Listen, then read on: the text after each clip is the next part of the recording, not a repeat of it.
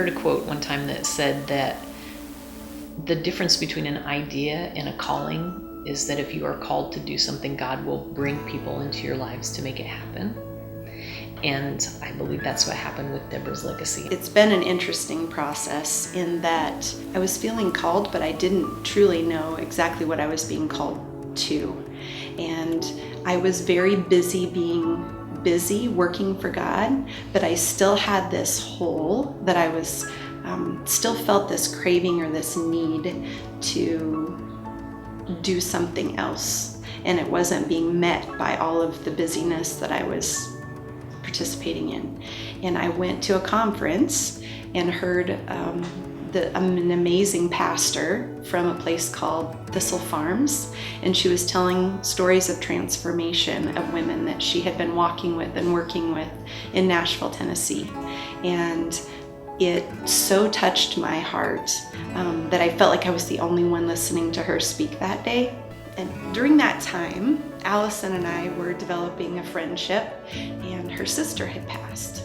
So Allison and I had some conversations, and we met once a week. We were running partners, and we met once a week to share life together. And both of our hearts were being called to God's plan, and we didn't know what it was going to look like.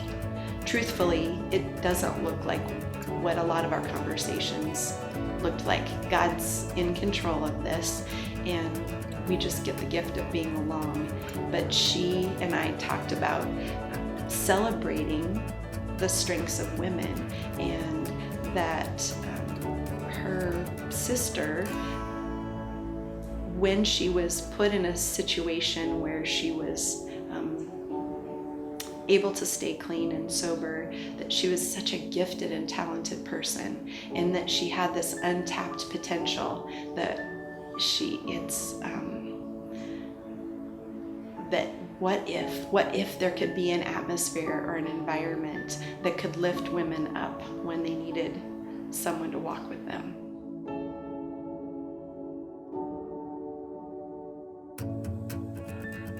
The amazing thing is walking on this journey with Jill, there have been so many times when we have just been blown away by God's provision and people that He's brought, and that I really regret not having written down everything we've ever prayed about, because I can't hold in my hands a number of times that our eyes have been opened, that it was God intervening, and absolutely nothing that we've done. That we simply said, okay, God, we're gonna walk forward, and we're gonna keep walking forward, and we're gonna totally depend on you to do this, because we can't, and you can if you want it to happen. You know, as far as funding coming from places for things that we really probably shouldn't qualify for, and it comes anyway. Or the big one for us is banging our head against the wall because we think we have to do it ourselves. And as soon as we let go of it, God provides the person with the skill to do it. And over and over and over and over again.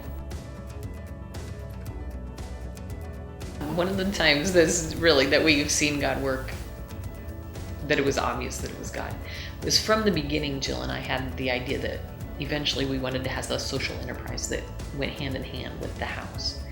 And so we had prayed about and brainstormed about hundreds of ideas, from beekeeping to candles. I mean, we've covered the gamut of what should we be doing. And one of the things that kept coming up was working with Phragmites. And in my mind, it's a reed. And so I know it's a reed, and what do you do with reeds? You weave baskets.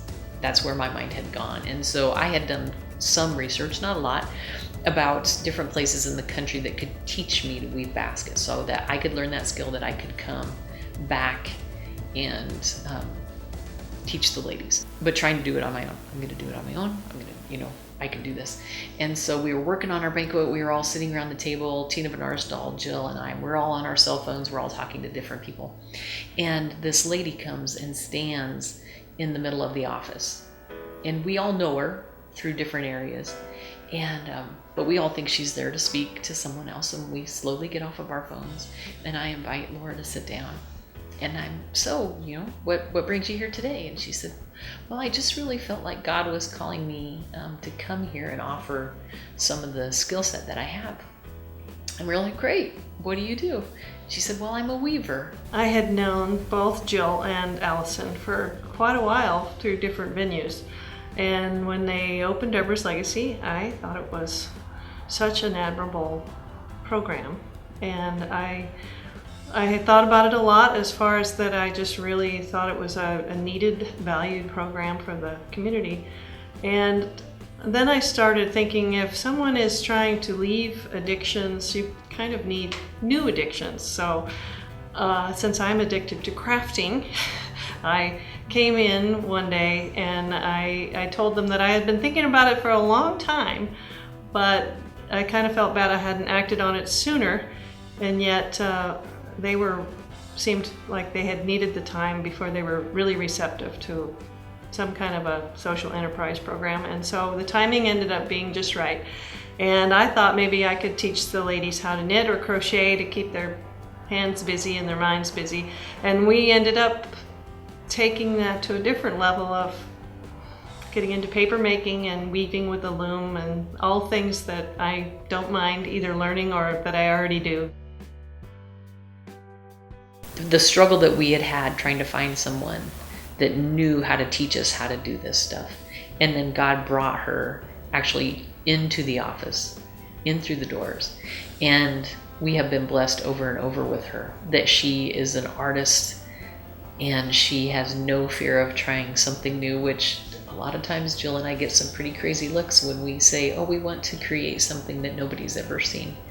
And somebody that can come with us, come alongside of us, embrace that vision.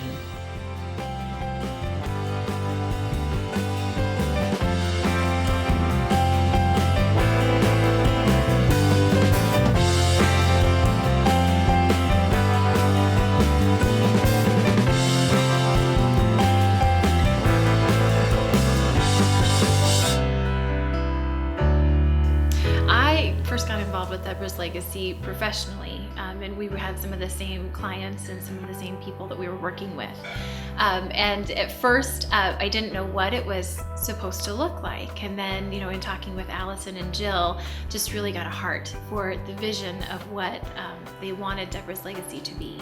And I saw the need in the community already for the sober living house and for coming alongside women that were struggling with substance abuse and, likely had traumatic backgrounds.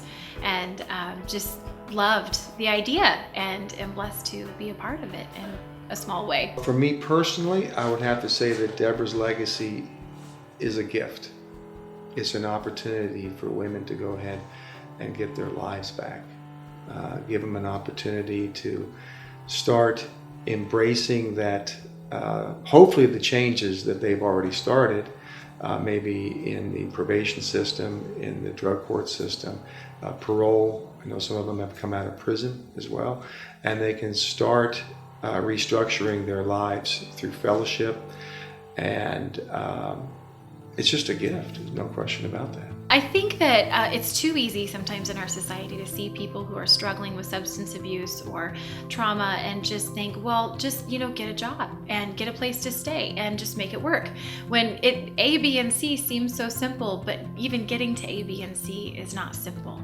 And so I think it takes that coming alongside people and really walking with them, showing them that you care about them and that, when mistakes happen, because mistakes are going to happen and slip-ups are going to happen, that you're going to be there to walk with them and you're going to be there to tell them that this journey is worth it and they're worth it.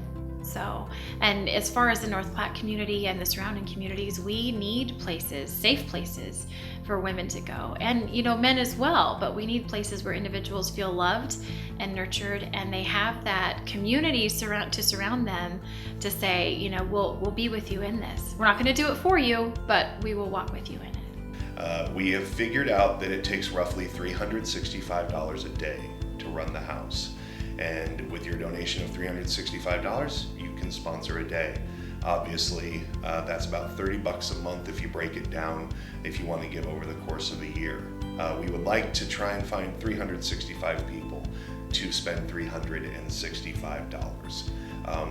So if you donate a day and you happen to know 364 more people that want to donate a day, all of you get together, throw down your donation. You've just sponsored an entire year of these ladies getting back on their feet, learning about Christ, learning how to get a job, getting their lives back on track, learning that there is something better than drugs and alcohol in whatever situation they came out of.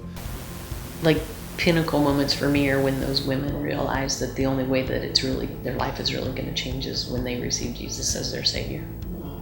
That kind of takes and then the other stuff that gets kind of hard kind of gets gray when you remember those moments. So.